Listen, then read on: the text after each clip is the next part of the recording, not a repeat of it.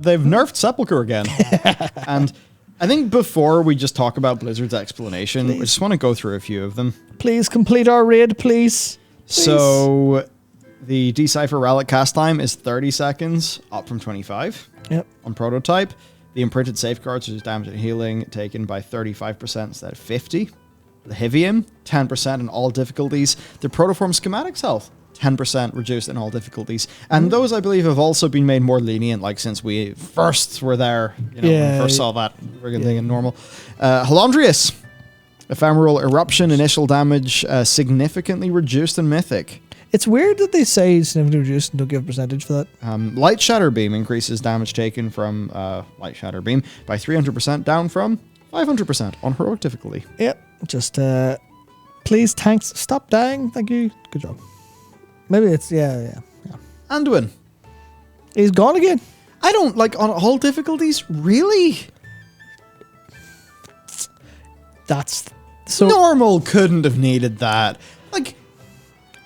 Versus, I remember, our initial progression, and, I mean, maybe that was the thing. Yeah. Maybe when we were doing him and normal, we were playing something that felt more like in between what a normal and a heroic would be. Normoic. Or Herormal. Hermal. Maybe that's the mode we actually played, and maybe that's why we enjoyed the normal of this one quite a bit. But I think a lot of us were salty because we were having a really fun time progressing, and then it was completely fucking gutted, and we face rolled it next time we went into the game. And that felt like a bit of a stolen achievement. Not that it normal would be even we wouldn't even consider that an achievement normally or anything, but it felt weird. It kind of cheapened it a little bit. It's the same thing of it's just easier, and you were enjoying how challenging it was. It's easier now. I think anyone who's played a video game and had that kind of challenge, and I'm not talking Sekiro boss rush challenge. I mean just, this wasn't just brain dead. It's the same thing as playing Diablo, and it's when you're killing 30 to 40 mobs and clearing out a rift, you're like, I'm not thinking. But then the boss comes and has telegraphs, I have to pay a bit of attention. It feels like they're kind of moving away from the you need to pay attention. But as someone said something about LFR, Dr. Frankenberg said LFR needed it. I agree. I didn't do Anduin Mythic. Of course I didn't do Anduin Mythic. I didn't do Anduin LFR. I did. I'd take him over Mythic for LFR, I did. To be honest. Jailer on LFR the other day for a laugh. You can't have LFR's too hard. LFR is too hard for the people who do LFR. LFR needs the resurrection system of Final Fantasy XIV. And it can still be hard. I'm never saying it's hard. It's not hard because it's hard. It's hard because it's a fucking clown fiesta. Yeah, LFR is harder than normal. LFR is harder than heroic a lot of the time. But that's because it's a group game and the difficulty is in the group you're with. And the people who do LFR do I don't know any numbers, but I am talking literally pitiful damage. It's the group where it's people don't know how to play this game. Or they're AFK. One of the two. One of the two. It's too late. Monstrous Souls, 5% nerf on all difficulty. The Despair health reduced by 10%. Hope movement speed reduced on Mythic and Heroic. Remorseless Winter reduced 10% all difficulties. Hopebreaker damage over time, 15% nerf all difficulties. Fiendish Soul's Necrotic Claws cooldown increased 50% in all difficulties. Man. Lords of Dread, 5% health nerf in all difficulties. Swarm of Decay and Darkness damage nerf 7.5% all difficulties. Ravenous Hunger now heals for 13% in Mythic, was 10. Cloud of Carrion no longer disorients when jumping between players on Heroic and Mythic. Infiltration of Dread duration increased 10 seconds on Heroic and Mythic. Yeah. Rygalon, Collapse and Quasar Field duration increased by 50% on Mythic. I wonder if that was shorter then. Must have been. Yeah. For the Jailer, Rune of Compulsion's Absorb reduced 33% normal and heroic, 10% mythic. Misery no longer knocks you back in Raidfinder normal and heroic. No knockback is just removing mechanics. Come on. Decimator no longer knocks back in Raidfinder and normal. Yeah. Further Life Shield no longer heals in mythic. World Crusher produces 2 less bloods of Azeroth on Mythic. World Shatter is 1 less blood. And Phase 4 is now triggered at 15% on Mythic. Yeah, I guess they just want shorten Phase 4. Yeah, they just want people to finish. They just want people to finish it before Season 4. They're allowed to hit the Season 4 button, basically. It is awkward, but I still think there's so much kind of gone wrong there, but yeah. We should quickly go into their explanation, though. Yeah. They say the team still wants to continue to smooth out pain points for progression and repeat kills. Heard extensive feedback that a number of mechanics felt too unforgiving, too many places where a single error by a single player can cause an unrecoverable wipe. They agree with this, and that this whole thing is a major topic of discussion within the team as they make the content of Dragonflight. So there you go. Yeah. It's the sort of thing I don't have much of an insight into the... Because, I mean...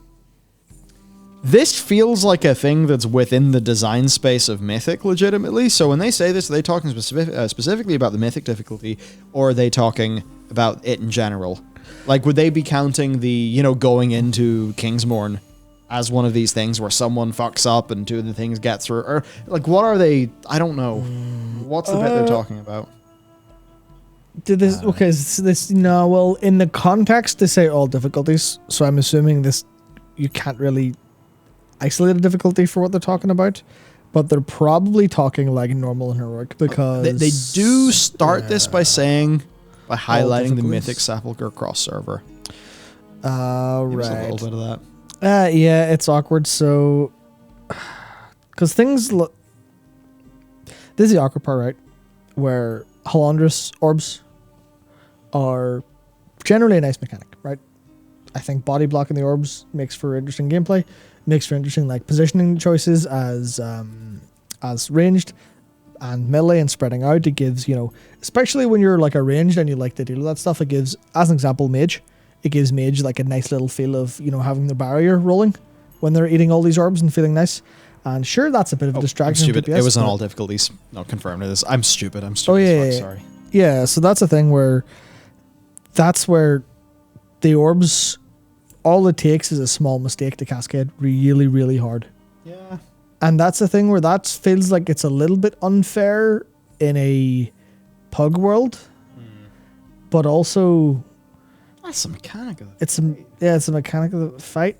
They probably want it to be you die if you fuck up and that's it, or you get hit 2 or 3 times and you die and that's it, which is a lot closer to how FF normal raids and FF's alliance raids feel very much. Yeah.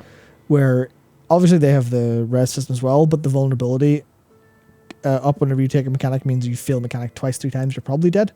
Or you're almost certainly dead after you get the second stack.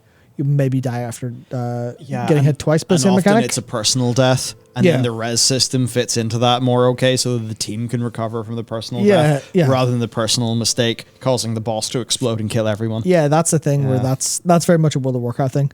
Where, well, I mean, on hard difficulties on Savage, obviously one thing cascades really badly, but in normal, it's like, you just don't. You can wipe if you fuck up in World of Warcraft in normal, which is, I think it's okay, but maybe it's not. Maybe the whole personal responsibility for the entire raid shouldn't be a thing. Maybe it should be more of an individual for that difficulty level. But then on Mythic, I think if you get to Mythic, you should be allowed one person's 5 pixels off and the whole group explodes, because that's Mythic. Yeah. Mythic's not supposed to be easy. Mythic's not supposed to be doable. Mythic's supposed to be, it's supposed to be doable. Okay, yeah. It's supposed to be 20 people are trying for this. Recoverable mistakes. Recoverable mistakes, yeah. That's the name of the game. Yeah, absolutely. And mistakes that you've made. Yeah. Because the amount of rage is just, I can't believe you wiped us. And that leads to really toxic behavior. And honestly, I think fair, because, well, this is the awkward, well, okay, toxic behavior is not fair, but the experience of being annoyed at someone because they fucked up is like reasonably fair in the context of World of Warcraft being the loot pinata game, where you have to go and get your loot all the time, or fuck you. That's a field where that's raid duration as well, where if someone holds up like a raid by 10-15 minutes, that could take it from a couple hours to a couple hours and a bit too long for you, and you have to go to bed before they kill Jailer. And that's the awkward thing with how that kind of whole thing is generally done. Yeah, I think I can at the very least say that from like the subjective experience, like playing a new Alliance raid when it comes out was extremely satisfying, and same goes for Asphodelos. Yeah. Those really worked. Yeah. So, yeah, I suppose the more that fights are just like big, it depends on like what people personally like. Yeah. The big, like the really big spectacle-driven dance fights of FF14 are really fun. Yeah. But they also do work quite well around how FF classes or jobs are designed, and that is a little bit different to WoW. So that's challenging, but I suppose if we're to read into this, it's probably going to mean that those things where one person fucks up and it kills everyone else, those are probably going to be more the mythic-only mechanics, and perhaps they are going to take a few lessons from that other competing game when it comes to doing some of this on normal and heroic. Yeah, especially when so many of the developers, at least those who are like public about what they're doing on Twitter, are playing F14 and having a great time. So it's that sometimes thing where they people have this like, perception like a WoW dev plays FF14 and their boss shoots them. That's definitely not the case. Loads of people in the World of Warcraft team love that game. Yeah, and on the other side of the pond, they were mandated when they're making the game to go play Mists of Pandaria and Cataclysm. So obviously you share knowledge, stand on the shoulders of giants, etc., etc. So I think that makes sense. And to go, okay, well, what's the problem here? Do we need to separate how our raid's designed per difficulty? Because that's what FF14 does. A Savage raid is not a normal raid, but harder. A Savage raid is a normal raid, and it's also completely different in so many profiles. Yeah. It's the same boss, but so many like of the design elements is different. Maybe they've learned that's something they could do, and maybe that's going to be their plan as we go forward. Yeah, because I think there was it would probably work, to be honest. Yeah, because there was a comment from anyway, something about the raid is more about getting the weakest raid member to do the mechanics right.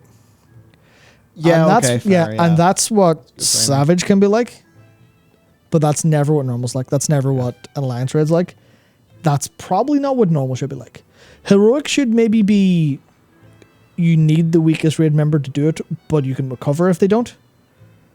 Yeah. Because like how many times in history in World of Warcraft have you been in a raid with someone and you actually are just getting really frustrated at one person for failing it, or even better, the dice roll kills you because the dice roll of who gets to deal with a mechanic goes to the person you know can't do it, the person you know who doesn't pay attention, and you're like, oh fuck, we literally just wiped because this didn't go to the right people. But then there's other ones where it goes to the best players, and it's the smoothest kill you've ever seen in your life. Yeah. Well, you know what? Maybe that could actually be, for the majority of players, good. And maybe if they implement that right, then they won't have to have waves and waves and waves and waves of successive nerfs that feel a bit bad. Yeah. Yeah, quite something. Indeed.